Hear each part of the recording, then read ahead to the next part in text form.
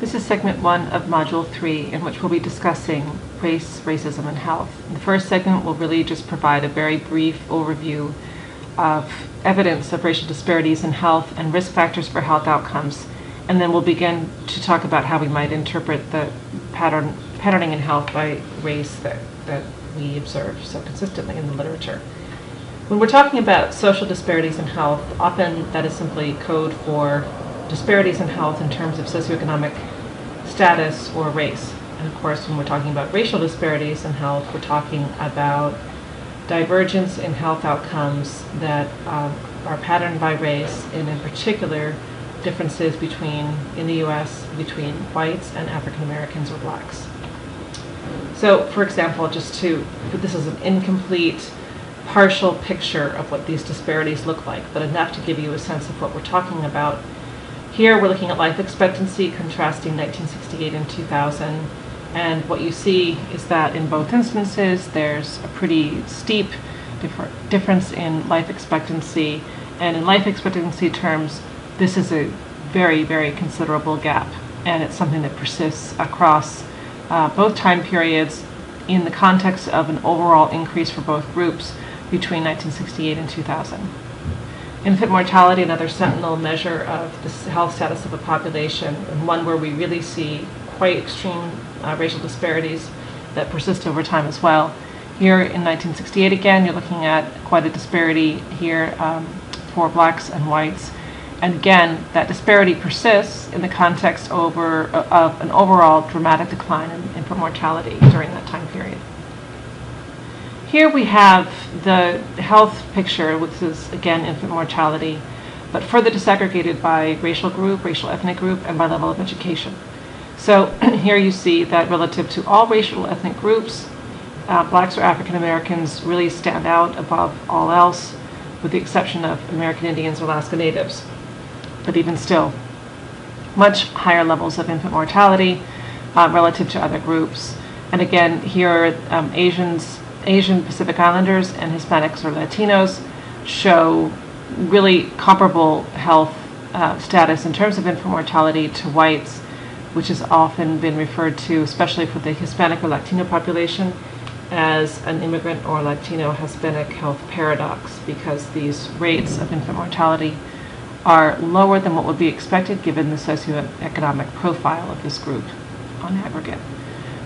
So back to the black-white contrast here, what you see with this disaggregation by education, of course, is that not only overall do blacks have much higher rates of infant mortality relative to whites and other groups, but that this elevated risk level here persists across all education categories, such that even women with more than 12 years of education have dramatically higher levels of infant mortality than women at the same education level for all racial ethnic groups. But what's most disturbing here is that black women who have more than 12 years of education have higher levels of infant mortality than the least educated whites or other groups. This feature of racial disparities in health, in that they transcend education and often cannot be accounted for by education level, persist despite comparability in education levels, is one of the most striking and problematic, disturbing features of racial ethnic disparities in health, and one that really points to some of the mechanisms we'll be discussing in other segments. Here you see age-adjusted death rates for heart disease. Again, contrasting over time and different racial ethnic groups, and the group that singularly stands out here is blacks as well, relative to whites and all other racial ethnic groups. When you look at cancer, the picture gets a little bit more complicated. On the left you see cancer incidence, and on the right you see mortality. And what you see here is that racial ethnic disparities are not as clean cut here in the incidence category, where you do see higher rates among blacks relative to whites for all kinds of cancers. But it's not as stark of a distinction as it is for other health disparities and as it is for cancer mortality. So here what you're looking at is a much greater opening of a racial disparity in terms of cancer mortality most likely here reflecting differentials in access to early treatment and successful treatment. When we further disaggregate cancer, here looking only at breast cancer, again, we see that for different outcomes related to breast cancer, for screening rates, there's some comparability between blacks and whites, and both enjoy higher screening rates than Hispanics or Asians and Pacific Islanders. When it turns to diagnostics, then we see an opening emerge. Here, whites have higher rates of early diagnosis compared to other groups, especially compared to blacks. But then when we get into age-adjusted incidence rates and death rates, this is where you really see how the disparities are working. Age-adjusted incidence rates are highest for whites relative to all other groups, including blacks. But again, when you look at mortality, blacks emerge here as much higher rates relative to all groups, including whites. So it begins to point to specific mechanisms or processes by which health disparities or racial disparities are operating. And here again, this distinction between incidence and subsequent outcomes like mortality and survival. When we look at risk factors, again, we see some consistent patterns, but also some heterogeneity. Here is smoking among boys and men, 2004, disaggregated by age and level of education. And you can see that for all categories, whites have higher smoking prevalence among men, except in these older age groups up here. For girls, the same is true. Girls and women, the same is true. A really stark distinction here with whites having much, much higher prevalence of smoking among those with higher levels of education here relative to those with very low levels of education, and whites having higher prevalence of smoking all the way up until middle age and older ages. However, when we turn to outcomes like diabetes, then we see a really clear, consistent racial disparity that disadvantages blacks. So at every age group, the prevalence of diabetes among women higher among blacks relative to whites, same true for men. Also the case for hypertension at every age group, higher prevalence among blacks relative to whites for women as well as for men. Obesity, here we have again disaggregated by age, and for men and boys the picture is a little bit complicated in that you see not total consistency across age groups. In some age groups, higher prevalence among whites relative to higher prevalence on older age groups like adulthood, middle age, and so forth. But when you look at obesity prevalence among girls and women, then you see, again, much more consistency in terms of disparities where blacks have higher prevalence than whites. In terms of mental health outcomes, we have an example of this another paradox, a paradox by which we mean that the empirical patterning in health outcomes does not conform to what we would expect and what our models would predict, which is that higher social disadvantage corresponds to higher levels of health disadvantage. And so what you see when you look at blacks versus whites in the US, you see that with the exception of some outcomes like psychological distress, schizophrenia, etc., that blacks show more or less pretty consistently lower mental disorders, particularly in the range of affective disorders like depression, anxiety, and so forth. So here, for example, are data showing lifetime prevalence of major depressive disorder. So this is the clinical definition of depression, and across several different population health studies. And what you see is that in each case, the prevalence is much higher among whites than it is relative to blacks.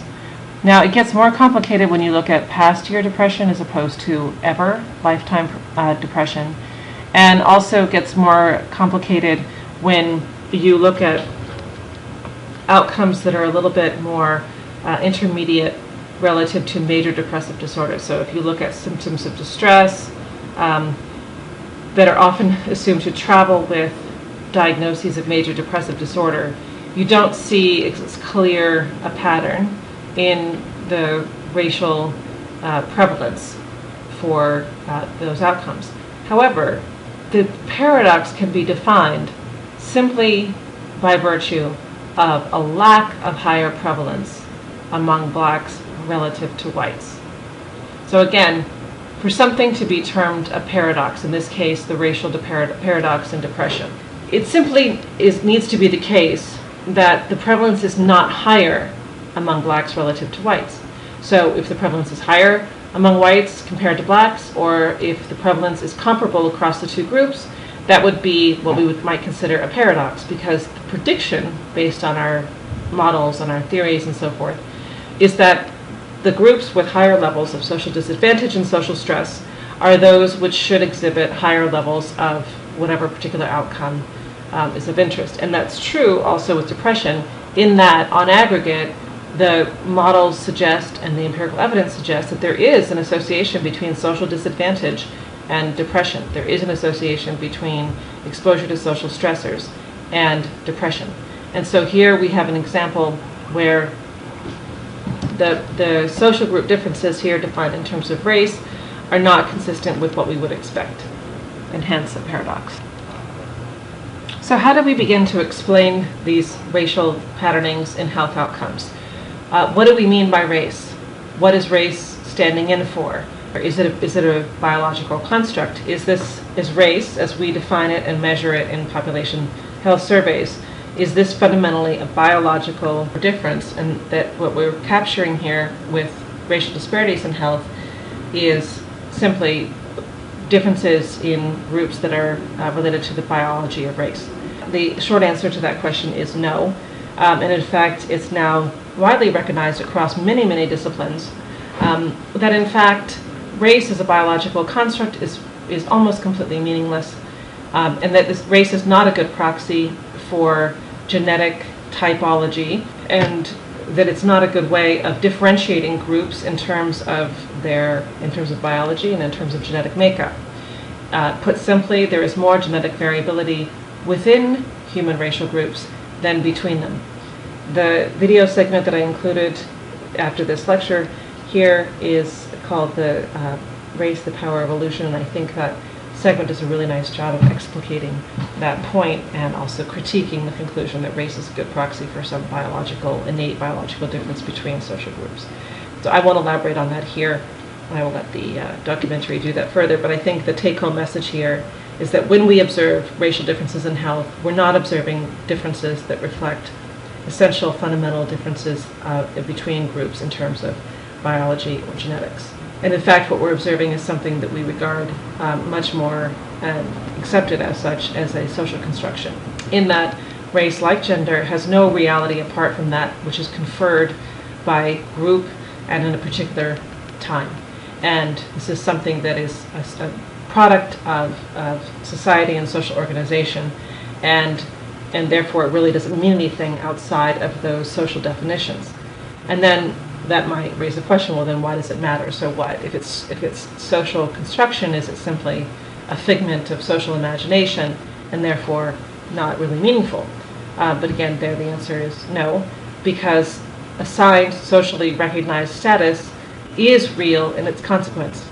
And so even though something is a function of social creation of society or particular social groups in time and place, it turns out to be very, very meaningful in its impact on the experiences of those social groups. And of course, this is another example, race is another example of something we need to really most appropriately understand relationally, like our deeper understandings of social class, in that it's something that exists in relation to other groups, it's defined in relation to other groups, and its meaning is manifested and internalized in relation to other social groups. So it's really only properly understood as a relational construct that has meaning in terms of differential power, access to resources, social control, social influence. You can look at the distance between genes and what we ultimately call race and gender as follows. Here, the genotype produces a phenotype, and that's primarily a biological process. And then we assign racial gender categories and meaning to those categories based on phenotype. And that is, in essence, a fundamentally social process, not a physical one. The importance of social construction of race for health outcomes is, of course, illustrated nicely in this piece by Jones that's part of your recommended reading. And what she did is she categorized people as a people of Hispanic origin in terms of how they identified themselves and how they perceived others identified them. What you have here are people who self-identified as Hispanic, who reported that others identified them as Hispanic. People who self-identified as Hispanic and who reported that others identified them typically as white. And then those who self-identified as white and who were, as they perceived it, identified by others as white. And what you have here is the prevalence reporting excellent or very good health according to this cross-classification of self and other identification. Here the reference group is those who self-identify as Hispanic and who have been identified by others as white. And what you can see is that there's no real difference here between these groups in terms of their levels of self-reported health, but that there is a real difference between those who self-identify as as Hispanic, but are perceived by others as white relative to those who are perceived by others as Hispanic. And so being perceived by others as white is associated with a higher percentage of a higher probability of reporting one's health as excellent or very good compared to those who are also Hispanic but are identified by others as Hispanic.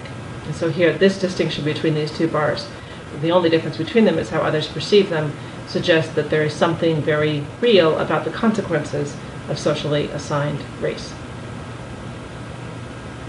So if we decide and we conclude definitively that race is not a biological construct and that racial differences in health are not reflecting innate biological differences, what are they reflecting? One possibility is that racial differences in health reflect differential diagnoses as a function of different utilization of healthcare, different access to healthcare, different healthcare experiences, and so forth.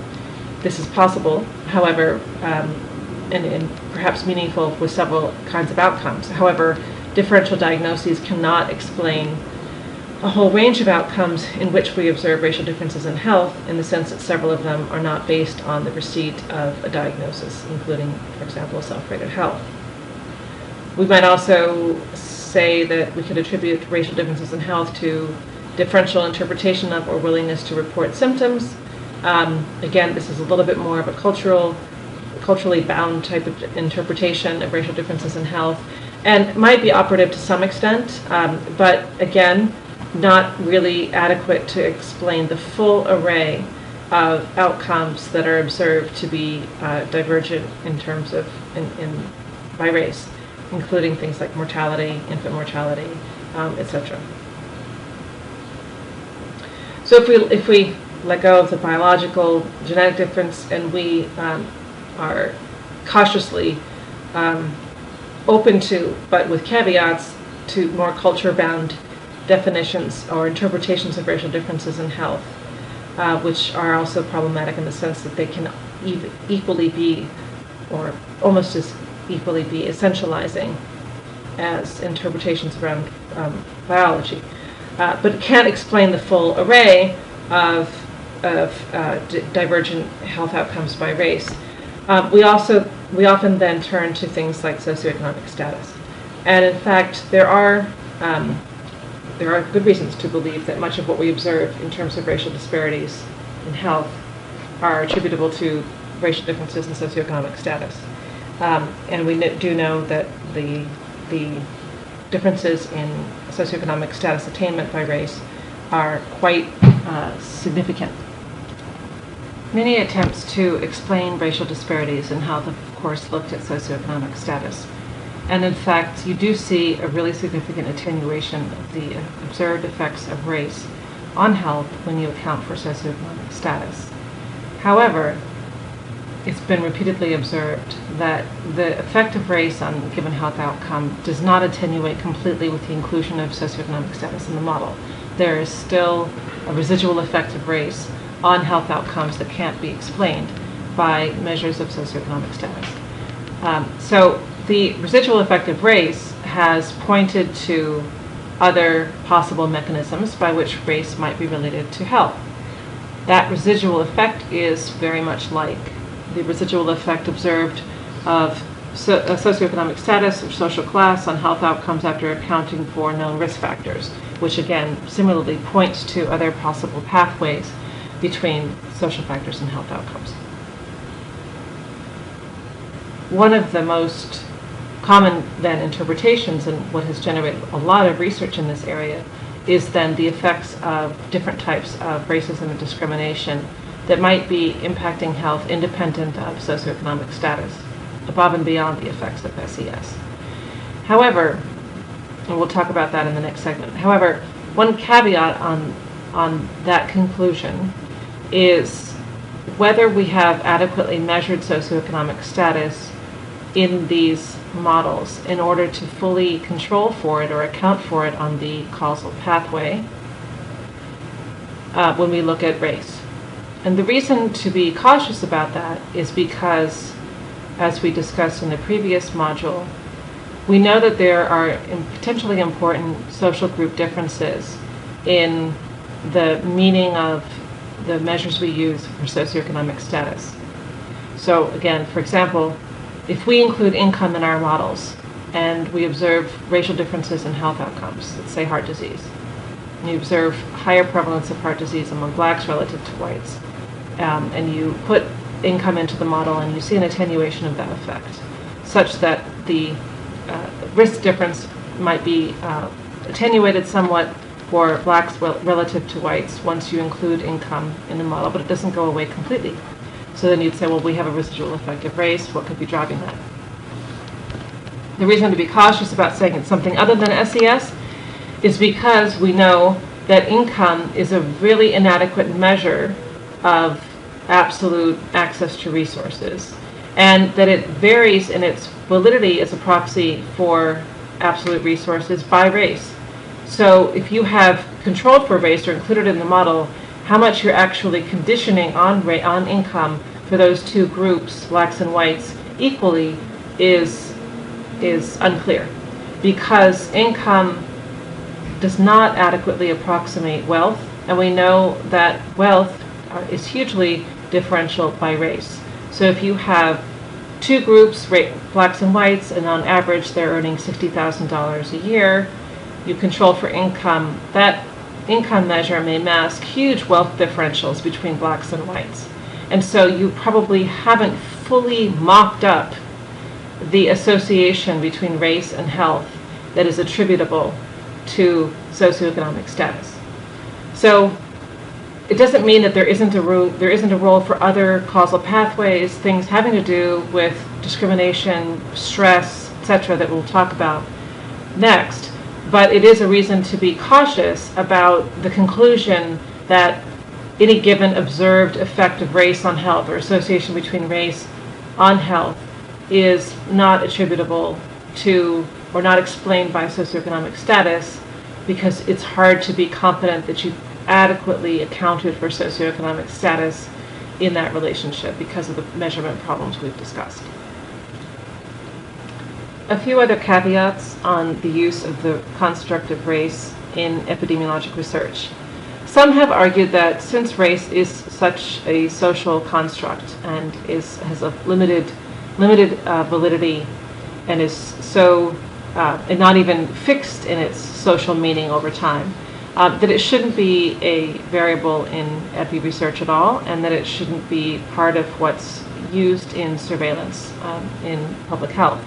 I think David Williams does probably the best counter argument to that claim, in arguing that even though it's problematic, race is problematic, and its meaning is variable and changing over time and changing very rapidly, as you can see in the evolution in the U.S. Census categories used to capture race and ethnicity and how much they have evolved and changed very rapidly to try to better represent the kinds of racial ethnic heterogeneity that we actually have, and the fluidity by which people self-define. Even given that complexity and the problematic nature of the construct, the terms, the categories, it's meaningful in terms of social experience, is Art Williams' argument. And therefore, if we fail to collect data over time, understand the patterns that we observe in health and other outcomes by race, we've lost an essential way of measuring how groups are faring and how social policies, etc., are doing in terms of addressing racial disparities. And I think he makes a very compelling argument about the need for surveillance along the lines of race ethnicity, even with caveats on its limitations. And in terms of the utility of race in epidemiologic research, I think the same arguments apply, with perhaps one extension is that we should seek as much as possible to go beyond using race as a proxy for some exposure of interest and do increasingly better jobs using more sophisticated measures and tools to really try to capture what we think race is approximating in terms of social experience, and use those constructs in our epi research. Another argument against using race in epi research has to do with the problematic nature of creating a race counterfactual. And what this refers to is one line of argument by Jay Kaufman and others that epidemiologic research should only engage with exposures that have a meaningful counterfactual. What this means is that as much as possible in observational epi research, we should be trying to approximate an experimental design by which the exposed group could easily have been the unexposed group and vice versa. And that we want ultimately to have that kind of exchangeability, that you could literally reassign those randomly assigned to exposed and unexposed conditions and rerun your study and as a way of truly kind of being able to isolate an exposure of interest through something approximating random assignment. The problem, these folks and others argue, is that with race there is no way of assigning race to the other category, and that you can't take the unassigned group and assign it to be black and the other group, the unexposed group, and assign it to be exposed group and assign it to be white. And if you can't modify these exposures in that way, then we shouldn't be studying them. I think this is a short-sighted argument that misses the point of including race in epi research, and in fact misses the central point that what we're trying to get at is not race per se, but the kinds of social experiences and exposures that travel with race. Again, another reason why we would ideally try to model the actual exposures rather than the proxies for them. But it's not true that we cannot imagine a society where the significance of race was different than what it is today, in the sense that belonging to a particular group was not associated with a particular kind of racialized experience and exposures to racial discrimination that it is today. And so I think even though it doesn't fit this really strict definition of what a counterfactual would be, I don't think that's a sufficient argument to avoid doing research on what it means to belong to a particular racial group and the kinds of social exposures that travel with that.